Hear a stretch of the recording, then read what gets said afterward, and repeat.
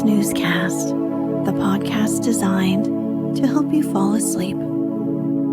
Find us on snoozecast.com and follow us on Instagram @Snoozecast to find behind-the-scenes content.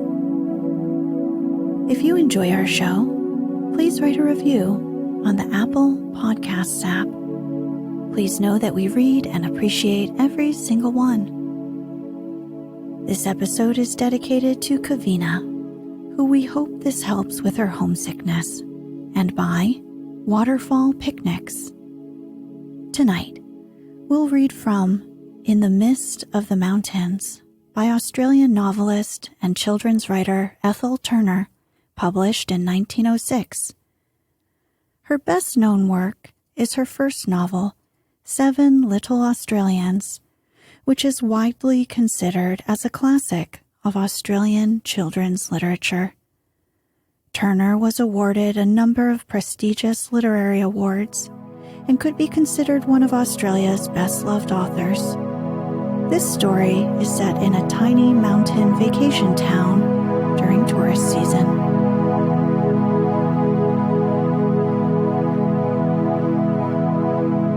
Let's get cozy.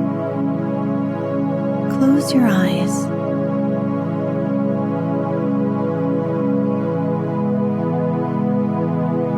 Relax your body into the softness of your bed.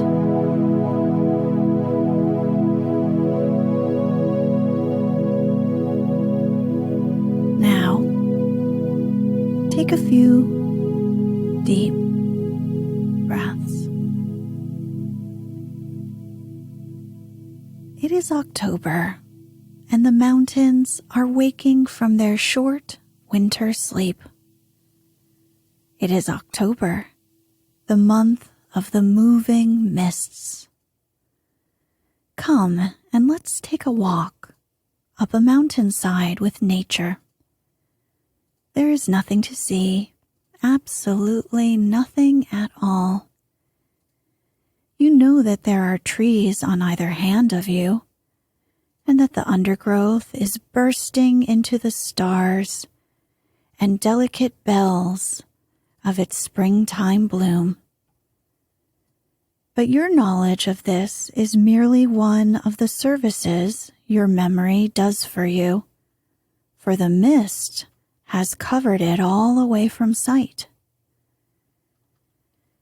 You look behind you, and your world is blotted out. You look in front of you. Nay, you cannot look in front of you, for the mist lies as a veil, actually on your face. I breathed up a whole cloud this morning, Lynn remarked once. I eated one, and it was nasty, said Max. Still, you continue to look in front of you, as far as may be. And the next moment, the veil lifts. Clean up over your head, perhaps, and you see it rolling away on the wind to one side of you. Yards and yards of flying white gossamer, its ragged edges catching in the trees. And now your gaze leaps and lingers and leaps for miles in front of you. You look downward, and the ball of the earth has split at your feet, and the huge fissure has widened and widened till a limitless valley lies there. You look down hundreds of feet and see, like sprouting seedlings, the tops of gum trees 200 feet high. The far side of the valley shows a rolling mountain chain washed in tender shades of purple, paling nearer at hand to blue, the tender, indescribable mountain blue. Great jagged headlands hang perilously over the deep, and the silver thread of a distant waterfall gleams here and there down the face of the gorges, of whose wonderful beauty the tourist has heard and comes thousands of miles to see. A billowy cloud, soft and dazzling as snow, has fallen from the sky, or risen with the mist, you are not sure which, and lies bewilderingly low and lovely on the purple hills. Then there comes that damp, delicate sensation on your face, and all is mist again. It is just as if a lovely girl now playfully hid her exquisite face with the gauzy scarf twined round her head, and now showed it, each fresh glimpse revealing a newer and tenderer beauty. Lynn, who, though but 8, is given to quaint and delicate turns of thought, calling this all God's kaleidoscope. Nearer to the station cluster the weatherboard business places of the little town of Barunda. The butcher does a trade of perhaps 2 sheep a week during the winter, but leaps to many a score of them when the strangers begin to come up from the humid city at the first touch of November's heat. The bakers, there are 2 of them, fight bitterly for the stranger's custom. All the winter, a few decrepit-looking tarts and buns from the shop window display of each. But when signs of life begin in the cottages, the battle starts. 7 for 6pence, Benson writes in large red letters on a card in the midst of his drop cakes. 8 for 6pence, Dunks retorts in larger type in the midst of his heap of the popular confectionery. 9 for 6pence is Benson's desperate challenge, the cakes, of course, shrinking somewhat in size. The baker does not live who can afford to give 10 for 6pence. Benson has now to create new signs. No second-class flour used in the cakes of this establishment is one of his efforts. Dunks caps it. No miserable counting out the currants in cakes baked here. Visitors are invited to sample. And on his counter is a very fruity specimen cut across. As a result of this competition, the strangers may count on quite respectable cakes for their tea. There are 2 grocers, brothers, oddly enough, though not connected in trade. Steady, peaceable old men with whom brotherly love continues despite trade rivalry. But they possess a live young assistant each, and it is a war to the knife between these lads. They fall on the startled stranger before he is fairly out of the train, and thrust before him the merits of their respective establishments. Howie, the boy of Septimus Smith, is lean and lanky and can stretch a long arm and a trade card for an amazing distance to just beneath your nose. But Larkin is small and wiry, and has a knack of squeezing himself right into the midst of your mountain of luggage and children and porters, and earnestly informing you that Octavius Smith keeps the best bacon in the district, and promising you that if you deal with him, he, Larkin, will bring your letters with him from the post office every morning when he calls for orders. It is said that the loser invariably fights the winner after these contests, unless there falls to his lot another passenger by the same train. But if it happens that the luck is to neither, that is, if all are hotel or boarding house visitors, or, an unforgivable thing in the eyes of both, if the newcomers are people who bring their own groceries from the metropolis, then the two go off almost friends and help each other up with any boxes the train may have brought for them. The Lomax children took a keen interest in the warfare and always asked Larkin, when he came for orders in the morning, how many of the new people's custom he had secured.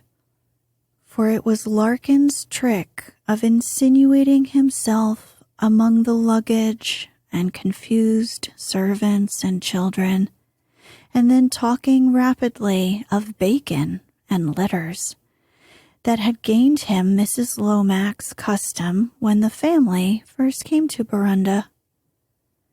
That bewildered lady simply had to consent that he might call to get him out of the knot of seemingly inextricable confusion with which she had to deal.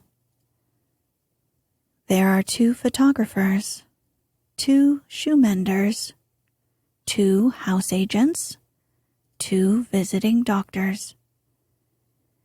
It is conceivable that if a third man of any trade come along, the character of business in Barunda may entirely change.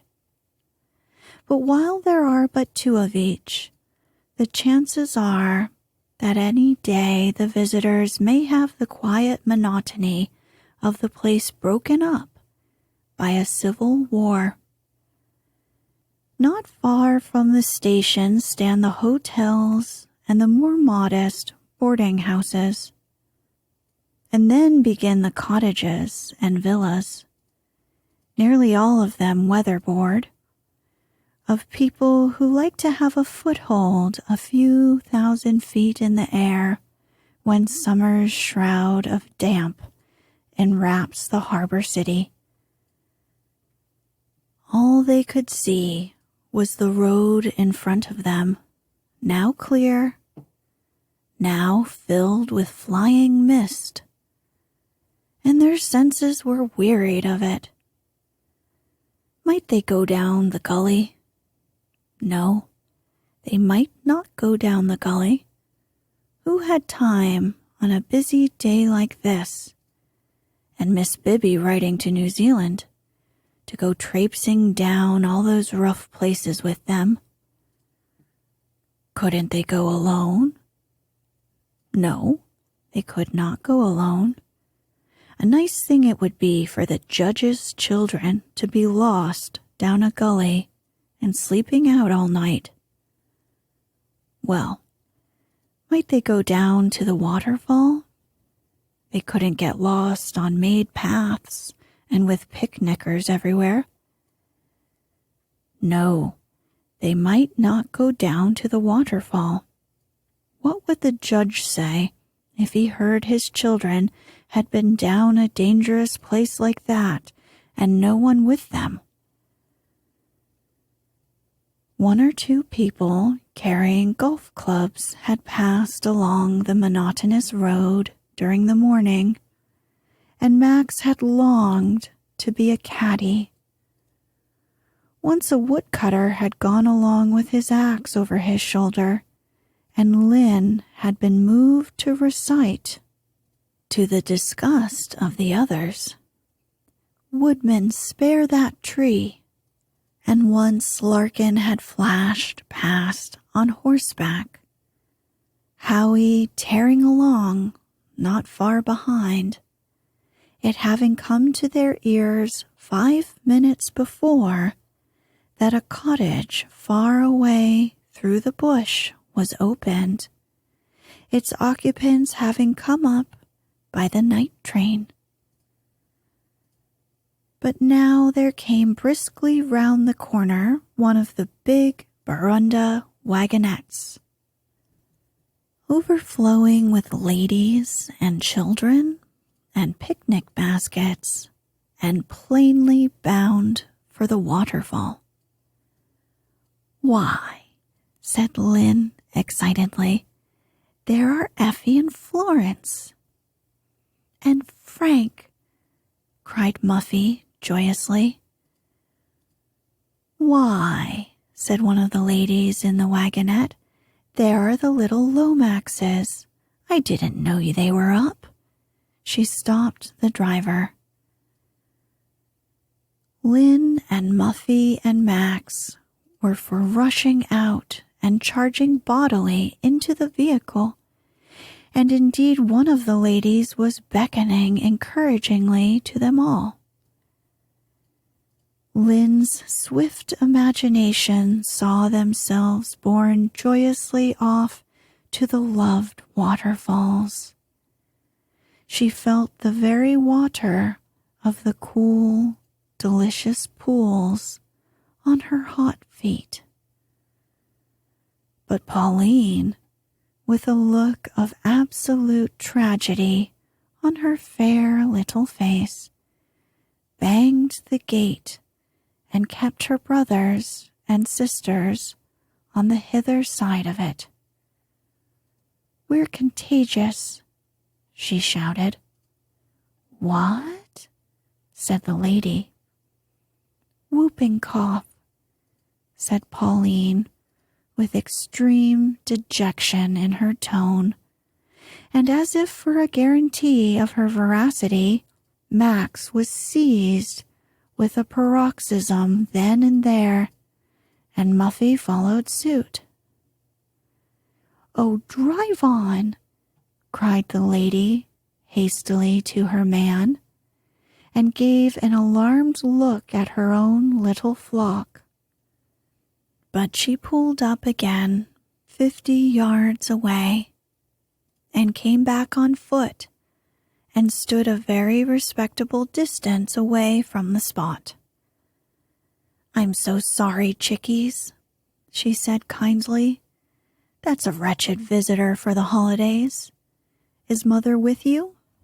said the lady, Mrs. Gowan by name, somewhat anxiously. "And your father?" "No," said Pauline sadly. "They've gone to New Zealand." Muffy giggled. "People's laugh 'cause Daddy's got it, too," she volunteered.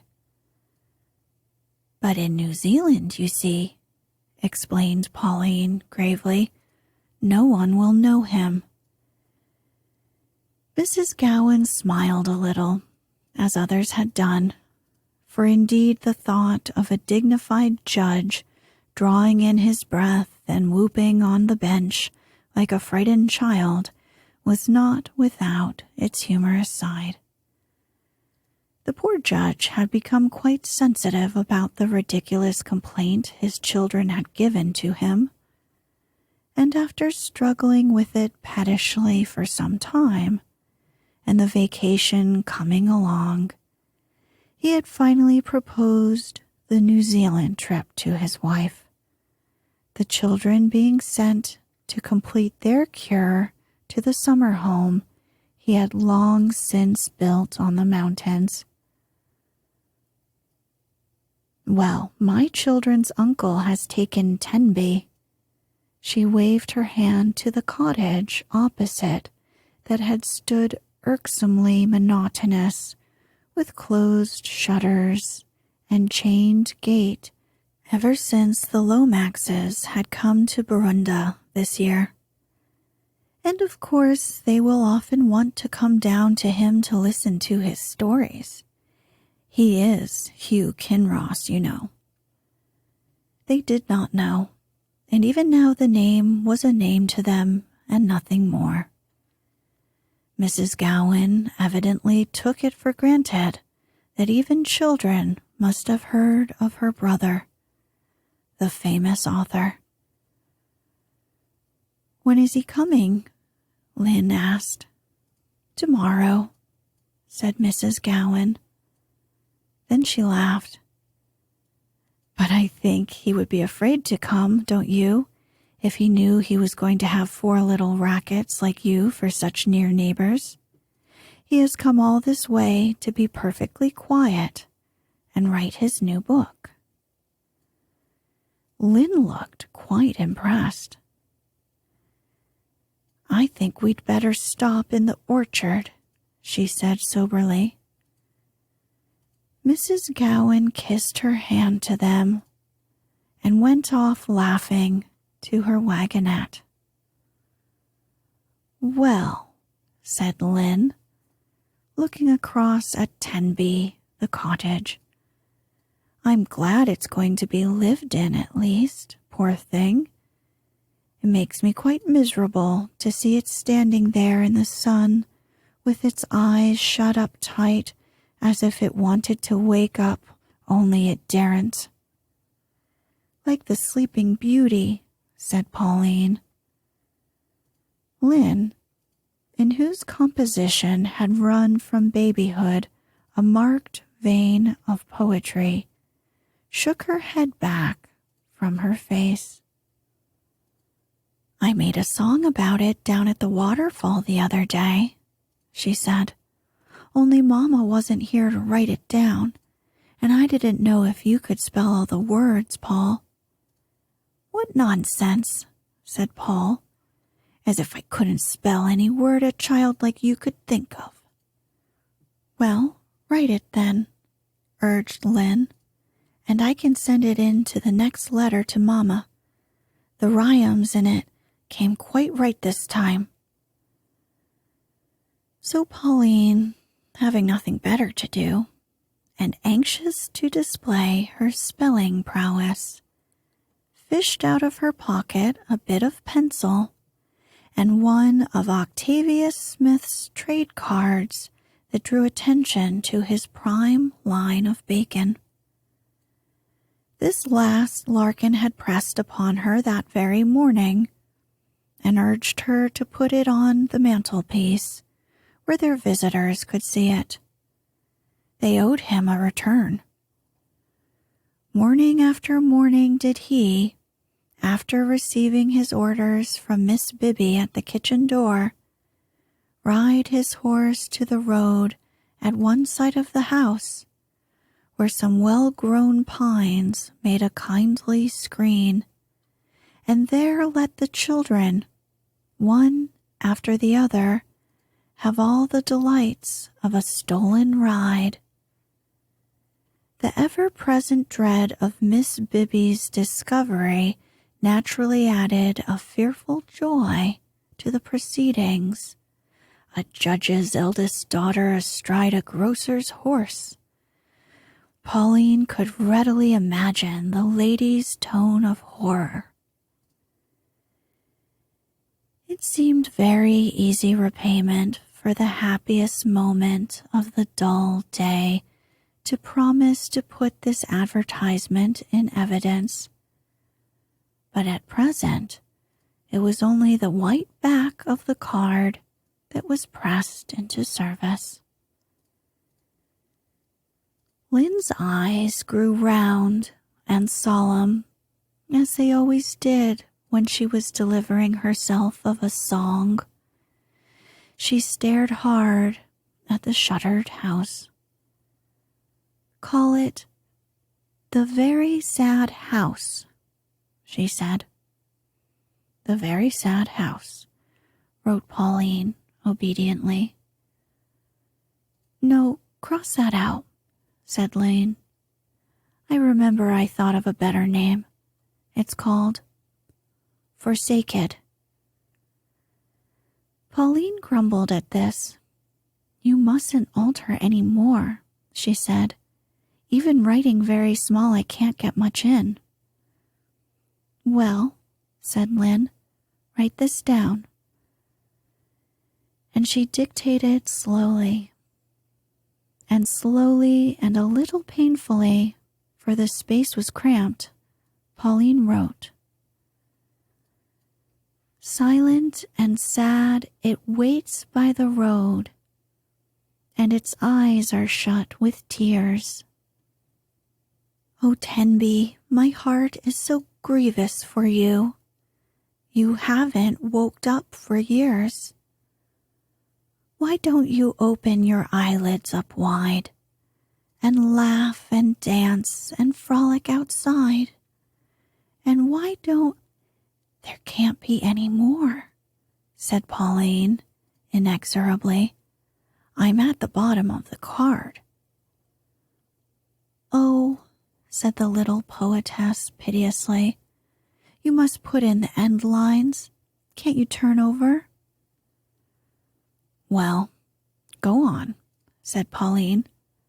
"But it's very silly, as if a house could frolic outside of itself. Mother will laugh like anything." But Lynn's face was trustfully serene. Mother never laughed. "Go on," she said. "The next line is, 'Out on the grass.'" "I won't write stories," said Pauline decisively. "There's not a bit of grass in the garden, and you know there isn't." Lynn looked distressed. "But there ought to be," she said. "But there isn't," repeated Pauline. "And I tell you I won't write untruths." "Very well," said Lynn meekly. "It can be earth, only it doesn't sound so green. Say, 'Out on the earth where the fairies play. Come and play with us, oh come and play.'" "Out on the earth where the fairies play," wrote Pauline, and the next line said, "Prime middle cuts at Octavia Smith's, 11 pence a pound." "Here's Larkin," called Muffy excitedly, "and he's coming very slowly, so he can't be in a hurry. Let's ask him for another ride." The four clambered on the gate again. Larkin was riding back with a lowered crest. He was a thin lad, small for 14, with sharp features and blue eyes, and a head of hair nearer in shade to an orange than to the lowly carrot to which red hair is popularly likened. He wore a khaki coat a size too small for him, and an old Panama hat some big-headed stranger had left behind. Round this latter dangled a string veil that he had manufactured for himself against the ubiquitous and famous mountain fly. But the flamboyant head drooped wretchedly just at present. He pulled up at the gate. Seeing Miss Bibby was not on guard, and poured out a graphic account of the ride between himself and Howie. Larkin's horse got a pebble in its foot and went dead lame. Howie shot ahead and caught the lady of the house just as she was reluctantly sallying forth to find one of his trade and leave her order. "And she's got a baby, patent foods and biscuits," said Larkin in a choked voice. and I saw quite 4 boys. Oatmeal, tins of jam, bacon, butter. I wouldn't have lost her for anything. And only for giving you kids a ride this morning, I'd have heard sooner and got the start on Howie. The children felt quite crushed to think that they were the cause of Larkin's great loss. Then Pauline had a brilliant thought. Well, we know of another one that's new, she cried. Tenby's taken. A man is coming up by tonight's train. Howie doesn't know. No one knows but ourselves. That'll make up to you, Larkin. Men eat more than babies. Larkin was greatly excited. He made rapid plans. He would slip his cards under the door tonight. He would take butter, eggs, sugar with him, so that breakfast at least would be comfortable. And the housekeeper, or wife, or maiden sister, whichever the man brought with him, would bless his thoughtfulness and promptly promise her business.